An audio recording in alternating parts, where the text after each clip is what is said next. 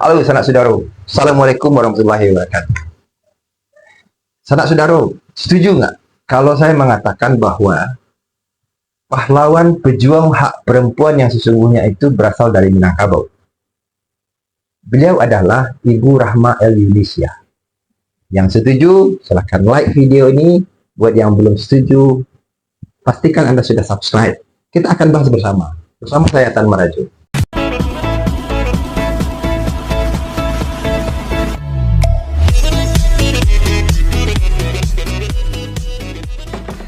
Subscribe guys, subscribe.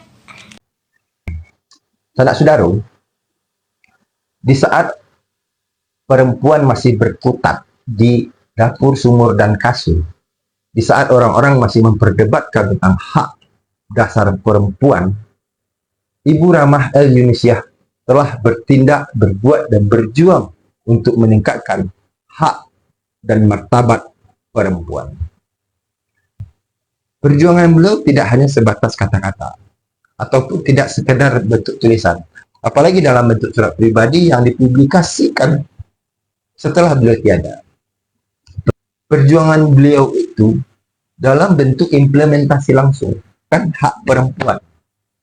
Di usia sekitar 26 tahun pada masa itu, beliau sudah mendirikan sebuah sekolah di tanah pusaka orang tuanya yang bernama Diniah Putri. Sekolah ini dibuat khusus untuk mendidik anak-anak perempuan.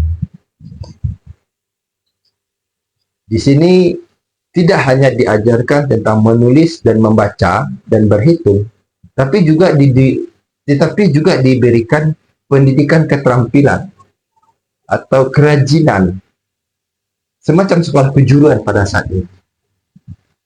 Sehingga perempuan menjadi lebih produktif, perempuan lebih kreatif dan berdaya guna.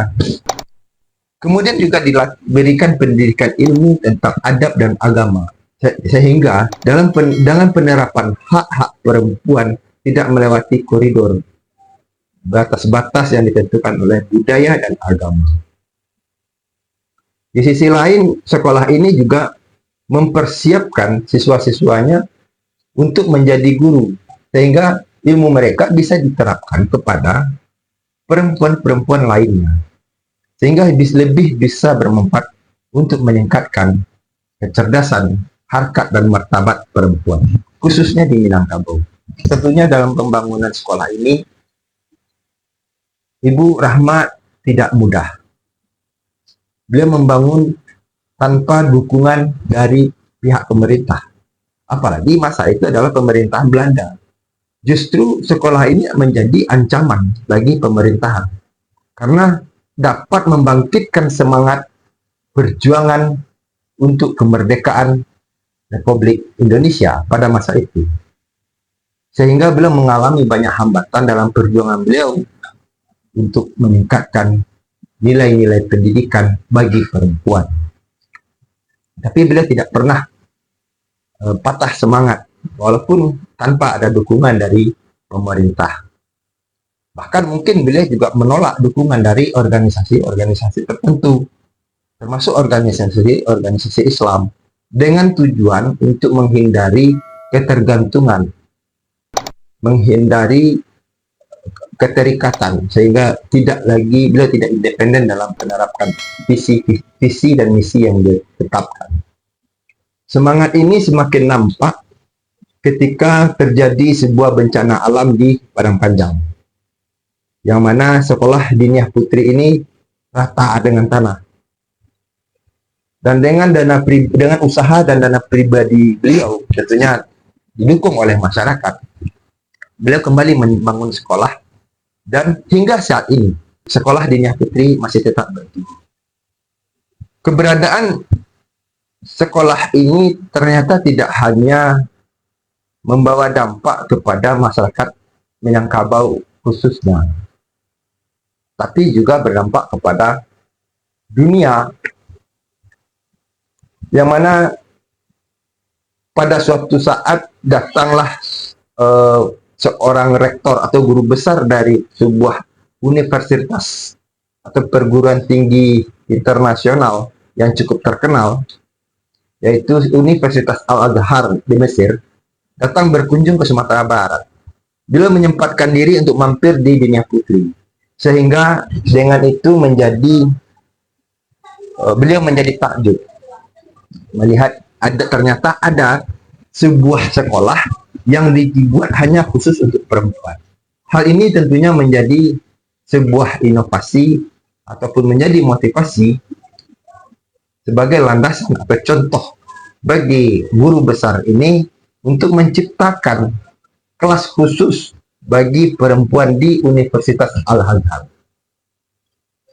Jadi karena melihat sehingga Universitas Al-Azhar membuat sebuah sekolah khusus atau kelas khusus bagi perempuan, berujuk kepada keberadaan sekolah Dunia Putri yang didirikan oleh Ibu Rama El-Yunisia.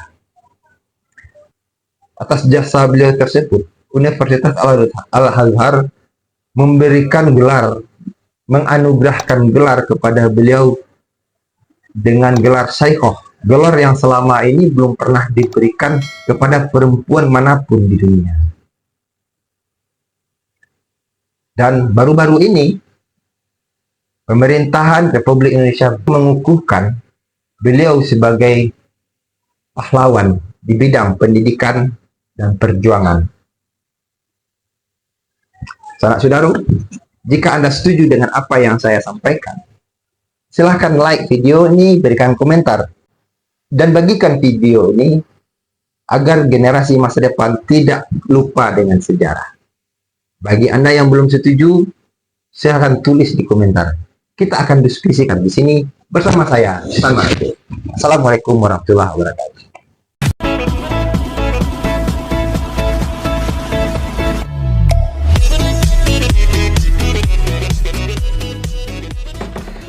Subscribe guys, subscribe.